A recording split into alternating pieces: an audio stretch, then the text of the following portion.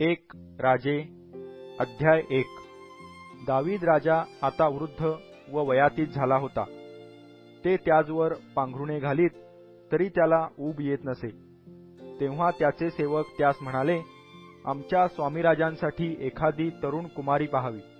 तिने तैनातीस राहून आमच्या स्वामी महाराजांची शुश्रूषा करावी आणि त्यास ऊब यावी म्हणून त्यांच्या उराशी निजावे. मग त्यांनी सर्व इस्रायल देशात एका सुंदर कुमारीचा शोध केला. तेव्हा त्यास शुनेमकरीण अभिषग नावाची एक कुमारी आढळली. तिला ते राजाकडे घेऊन आले. ती तरुणी फार सुंदर होती. ती राजाच्या शुश्रूषेस राहून त्याची सेवा करू लागली, पण राजाने तिच्याशी समागम केला नाही. त्या समयी हग्गीथेचा पुत्र अदोनिया शिरजोर होऊन म्हणाला, मी राजा होणार. त्याने रथ, स्वार व आपणापुढे धावण्यासाठी 50 पुरुष ठेविले. तू हे काय करीतोस असे विचारून त्याच्या बापाने त्याला जन्मात कधी दुखविले नव्हते. तो फार रूपवान होता. अबशालोमाच्या मागून तो जन्मला होता. त्याने सरुवेचा पुत्र यवाब व अब्याथार याजक यासशी बोलणे लाविले. ते अदोनिया याच्या पक्षाचे होऊन त्यास मदत करणारे झाले. पण सादोक याजक, यहोयादाचा पुत्र बनाया, नाथान संदेष्टा, शिमी, रेई व दाविदाचे शूरवीर हे अदोनियाच्या पक्षास मिळाले नाहीत. अदोनियाने एन रोगेल जवळचा जोहेलेत खडक येथे मेंढे, बैल व पुष्ट पशु यांचा यज्ञ केला आणि आपले बंधू सर्व राजकुमार व राजाचे सर्व यहुदी सेवक यास आमंत्रण केले.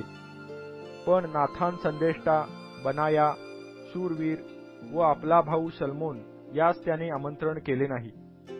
मग शल्मोनाची आई बथशेबा हिला नाथान म्हणाला, आपला स्वामी दावीद यास न कळत हग्गीथेचा पुत्र अदोनिया हा राजा होऊन बसला आहे. हे तू ऐकले नाहीस काय? तर मी तुला आता मसलत देतो. तिच्या योगे तू आपला व आपला पुत्र शल्मोन याचा प्राण वाचवशील. तू दावीद राजाकडे जाऊन त्यास विचार, माझे स्वामी राजे, माझा पुत्र शल्मोन हा खात्रीने आपल्या मागे राजा होईल आणि आपल्या गादीवर बसेल अशी आणभाक आपण आपल्या दासीशी केली आहे ना? तर अदोनिया कसा राजा होऊन बसला आहे? तू राजाशी भाषण करीत आहेस, तो मी तुझ्या मागून आत येईन व तुझ्या बोलण्यास पुष्टी देईन. मग बथशेबा खोलीत राजाकडे गेली. राजा फार वृद्ध झाला होता. त्याची सेवा शुनेमकरीण अभिषग ही करीत होती. बथशेबेने राजास लवून मुजरा केला. त्याने तिला विचारिले, तुला काय पाहिजे? तिने म्हटले, माझे स्वामी, आपण आपला परमेश्वर देव याची आणभाक करून आपल्या दासीस म्हटले होते की तुझा पुत्र शल्मोन माझ्या मागे राजा होऊन माझ्या गादीवर खास बसेल. पण आता अदोनिया राजा होऊन बसला आहे हे माझ्या स्वामी राजास ठाऊक देखील नाही. त्याने विपुल बैल, पुष्ट पशु व मेंढे यांचा यज्ञ केला आणि सर्व राजकुमार, अब्याथार याजक व सेनापती यवाब यास आमंत्रण केले. पण आपला दास शल्मोन यास त्याने आमंत्रण केले नाही. माझ्या स्वामीराजांनंतर गादीवर कोणी बसावे हे आपल्या तोंडून समजावे म्हणून सर्व इस्रायल लोकांचे डोळे आपल्याकडे लागले आहेत. नाहीतर जेव्हा आमचे स्वामीराजे आपल्या पितरांजवळ जाऊन निजतील तेव्हा मी व माझा पुत्र शल्मोन यास गुन्हेगार गणितील. ती राजाशी बोलत असता नाथान संदेष्टाही आत आला. लोक राजाला म्हणाले, पहा, नाथान संदेष्टा आला आहे. त्याने राजासमोर होऊन त्यास भूमीपर्यंत लवून मुजरा केला. नाथान म्हणाला, हे माझ्या स्वामी राजा, अदोनिया माझ्या मागे राजा होईल व तो माझ्या गादीवर बसेल असे तू सांगितले आहे काय? पहा, आज त्याने खाली जाऊन पुष्कळ बैल, पुष्ट पशु व मेंढे यांचा यज्ञ केला असून सर्व राजकुमार, सेनेचे सरदार व अब्याथार याजक यासही आमंत्रण केले. ते आमच्यासमोर खाऊन पिऊन म्हणत आहेत, अदोनिया राजा चिरायू होवो. पण त्याने मला तुझ्या सेवकास आणि सादोक याजक, यहोयादाचा पुत्र बनाया व तुझा सेवक शल्मोन यास आमंत्रण केले नाही. हे सर्व माझ्या स्वामीराजांकडून झाले आहे काय?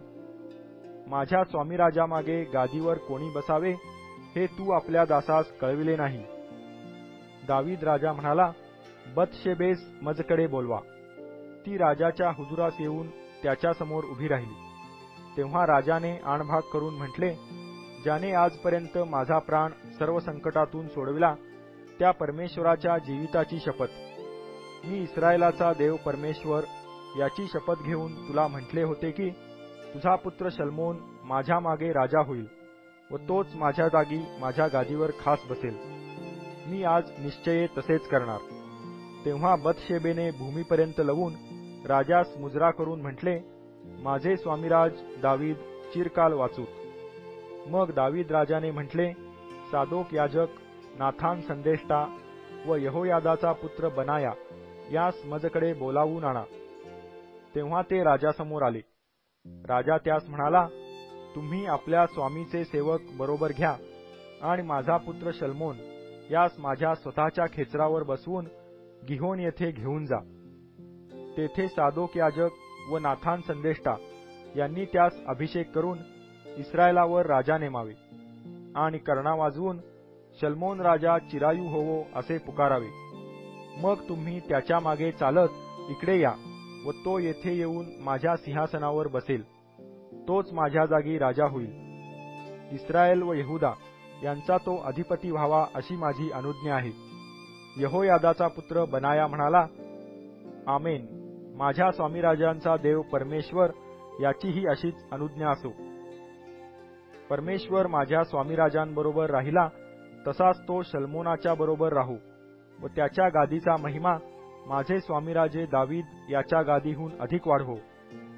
तेव्हा सादोक याजक, नाथान संदेष्टा आणि यहोयादाचा पुत्र बनाया हे करेथी व पलेथी यास बरोबर घेऊन खाली गेले आणि शल्मोनास दावीद राजाच्या खेचरावर बसवून गिहोन येथे घेऊन गेले.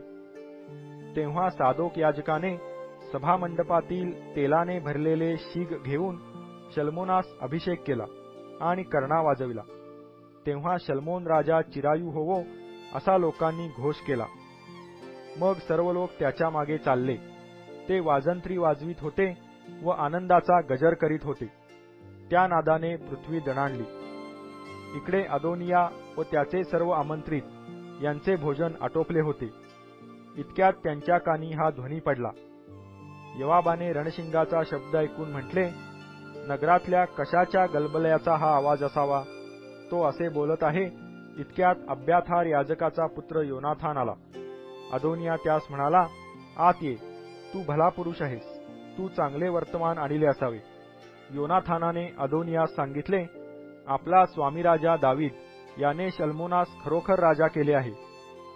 त्याच्याबरोबर सादोक याजक, नाथान संदेष्टा, यहोयादाचा पुत्र बनाया, करेथी व पलेथी यास राजाने पाठवले व त्यांनी शल्मोनास राजाच्या खेचरावर बसविले आणि सादोक याजक व नाथान संदेष्टा यांनी त्यास गिहोन येथे राज्याभिषेक केला व ते तेथून एवढा जयघोष करीत वर गेले की नगर अगदी दणाणून गेले.